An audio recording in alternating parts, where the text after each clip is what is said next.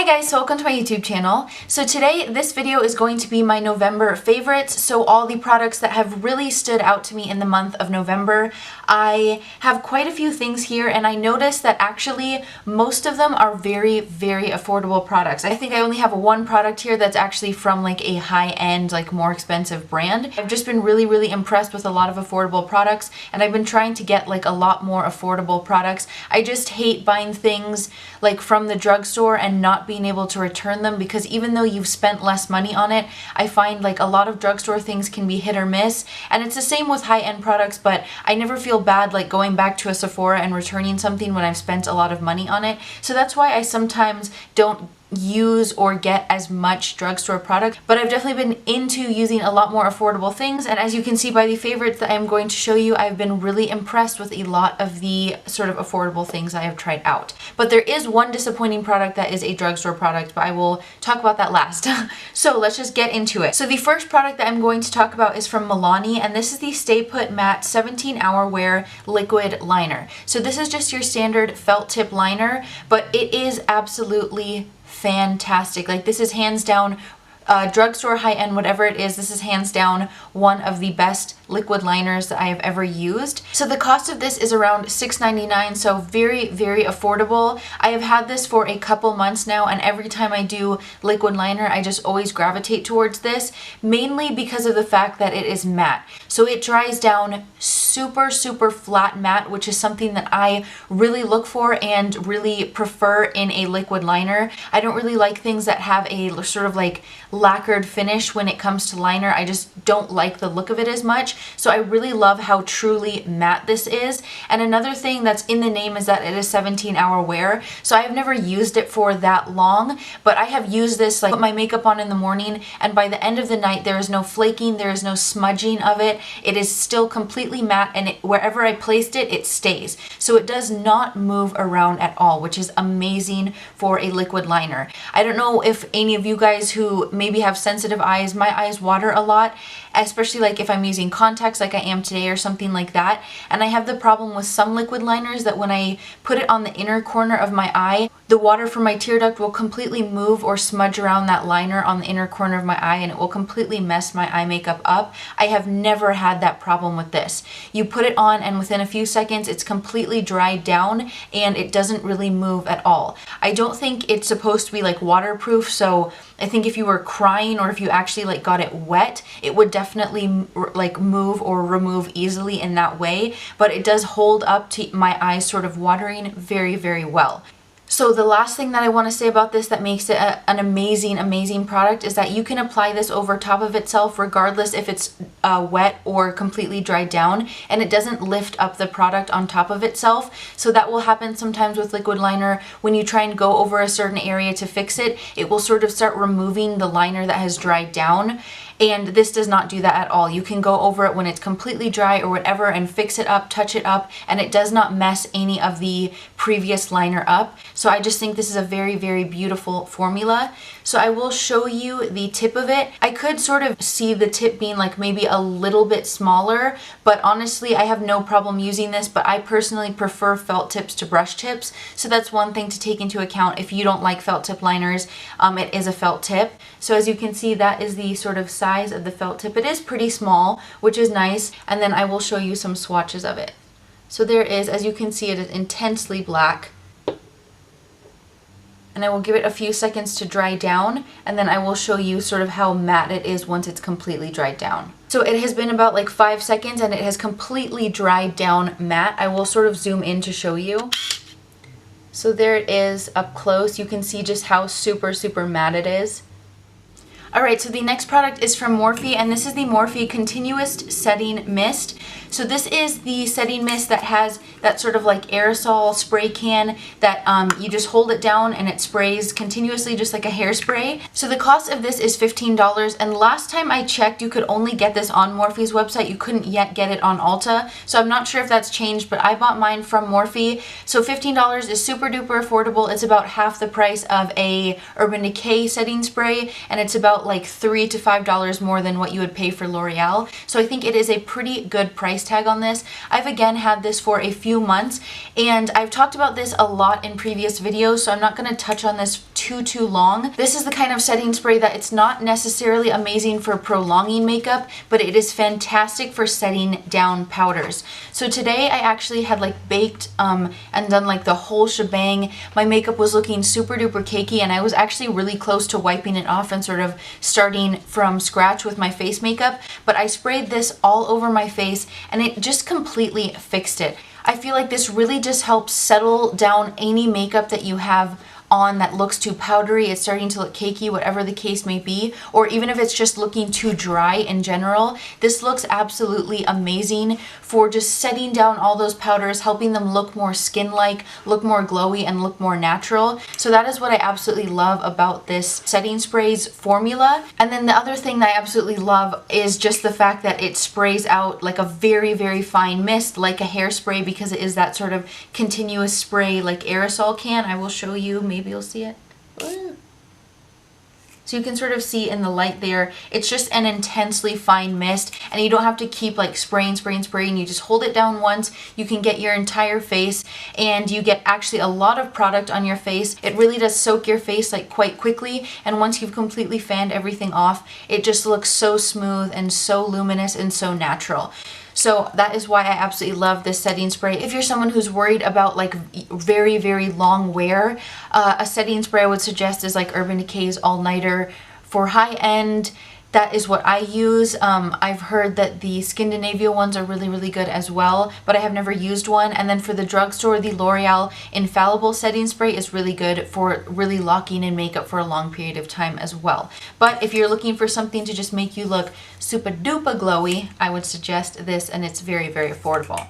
And I did actually set my face with this today. All of the products I've actually used today except for this Milani liner. I didn't put any liquid liner on today, but I did use this on my face. And then the next two products are the lip products I have on right now, and these are from Ofra. So these are two liquid lipsticks from the brand Ofra. I bought mine from Ofra's actual website. It is weird because on Ofra's website these cost $20 and on Ulta's website they cost $17. But on Ofra's website you can always get a 30% off your order. So I believe if you look at people who have collaborated with Ofra, like maybe Nikki Tutorials or Kathleen Lights or maybe Manny MUA, you'll be able to find like permanent 30% off discount codes that they have. So I have a few different shades of these. The two shades that I'm talking about in my favorites right now are the shade Americano and the shade Miami Fever. So this is the collaboration that Kathleen Lights did with Ofra, the shade Miami Fever, but I have both of these on right now, and these to me are just like the absolute quintessential beautiful fall shades, and I absolutely love the formula on them as well. So I put the shade Americano basically all over my lips, and I just left the very center of my lips blank, and then I took the shade Miami Fever and I put it right in the center of my lips and then really dabbed it out and blended both colors together. But these are the type of mattes that I think are very, very comfortable on the lips. They are not transfer proof, so as you can see, when you sort of eat or rub your finger, it does transfer. So I think that's what makes them more comfortable. So these are sort of that in between where they look pretty matte on the lips. They're maybe a little bit more satin as opposed to matte, and they're definitely more comfortable. But I don't really mind that they're not totally transfer proof because they still last a lot longer than a regular cream lipstick. So I think the formula on these are super amazing, and these colors are just absolutely beautiful. So I will swatch Americano first, just because since I did say I mixed them together, I want to show you what they look like on their own. So this is the shade Americano, and these are definitely more of like a moussey type of a texture, but they're not as moussey, I'd say, as like something like an Anastasia liquid lip. So there's the shade Americano. It's definitely more of like a slightly brown, like orange red. And then this is the shade Miami Fever.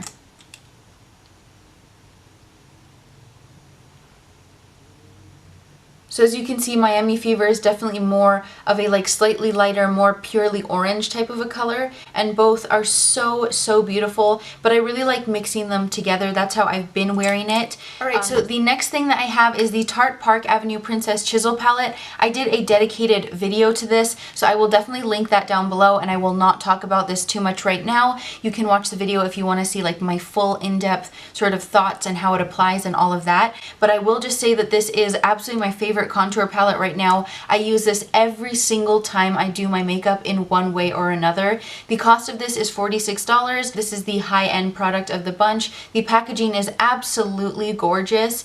The Park Avenue Princess name is raised, and it's this beautiful like heavy packaging. And then you get a nice mirror in there as well. And then you get 6 shades in all. So I use all of these shades. This one is definitely a bit too dark for me to use on its own, but if I have a bronzer that's like a little bit too light, I take a little bit of this shade Crown, which is the darkest one, and I will mix a little bit of that in, and it deepens up the bronzer a little bit. I use this Angle shade as a bronzer, and it is a gorgeous warm bronzer. I use both of these for contour. I've been using the Carrot shade a little bit more lately. The Carrot shade is what I actually have on to contour with on my cheekbones right now. This is the coolest shade. Princess Cut is more of your neutral type of a contour color, so if anything that's too cool tone looks really harsh on your skin, if you have a very warm skin tone, you will definitely like this shade Princess Cut. And these 2 shades, Halo and Enhance, are just absolutely beautiful matte brightening powders, so I will use them in the center of the face to set my under eyes, and they just brighten those areas up so nicely. We'll show you the powders swatched. So I will take this shade right here, which is Enhance, and then I will take the shade Princess Cut, which is the more neutral contour color, and then I will take the deepest color Crown, and I will sort of show you them swatched just so you can see that. So you can see especially the color in the middle, which I believe is called Princess Cut. It barely even shows up when you sort of swatch it. You really have to build the color up. And then this deepest shade Crown, as you can see, you can really blend it out, and I can really get use out of a lot of these powders. And this is definitely a palette, honestly, that I reach for in one way or another every single time I do my makeup since I have bought it. Alright, so I have 2 more items in my favorites. The first is the Colourpop Brow Pencil. I have the shade Bangin' Brunette. So this is a twist up brow pencil. The cost is $5, and you can get it right now, I believe, only off of colourpop.com. It is, as I said, a twist up pencil, which is really nice, but one thing to take note of is that it is not retractable. So if you try and twist up too much, you're not able to sort of twist it back down. So I would only twist up as much as you think you need, like for one brow, and then twist up a bit more for another brow, just so you don't get it twisted up too high and then it sort of gets smashed on the cap. It stays like a very thin point. This is probably one of the thinnest points I've ever used on a brow pencil, so it makes doing very fine like hair strokes very easy, which I really like. And it is quite pigmented. I would say it's definitely more pigmented than something like Benefit's brow pencil or Anastasia's brow pencil, but you can really brush it out and get it to blend really easily in the brows, and it's not so pigmented that it just looks crazy right off the bat. Like, you can definitely use a light hand and get very light, beautiful hair strokes. So I really enjoy that. I think the price, $5, is something you cannot beat for such a beautiful brow pencil, and you even get a spoolie on the end, which I adore. I always use a spoolie to comb through my brows quite a few times when I'm doing them. I think they have about like 5 to 6 shades, but I'm not sure. So I will show you this shade swatched. So there it is swatched. It is definitely like a sort of deep neutral brown. I'm wearing it today. I've been using it every single time I do my makeup. There's not much I can say about it. It's a very easy pencil to use. It has a fine tip. You can brush through it, and you can sort of get less or more intensity depending on what you're looking for. So I just think this is a really beautiful brow pencil. The last thing I wanted to talk about is this Kokie Brow Mascara. So this looks really gross because it is clear, so you can sort of see all of the color from like my brow pencil that has sort of come off of the brush and gotten in the tube. But this is a really beautiful brow mascara. So the cost of this is $7, and right now I only know of it being sold like at Walmart or like KokieCosmetics.com.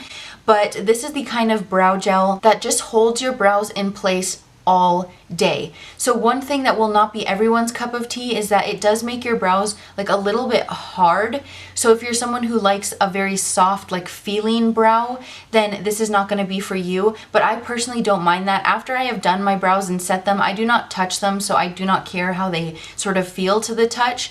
But the thing that really makes me love this so much is that it makes your brows, like I said, stay in place all day. I have previously gone through a couple tubes of the Anastasia Clear Brow Gel, and that brow gel is nice at first, but I've noticed after wearing it for a very long day, my brow hairs will definitely have fallen by the end of the day, and this does not do that. Wherever I set them and brush them, once it completely dries down, that is it. It doesn't matter how long you wear it, your brow hairs will not move, and for me that's the most important thing.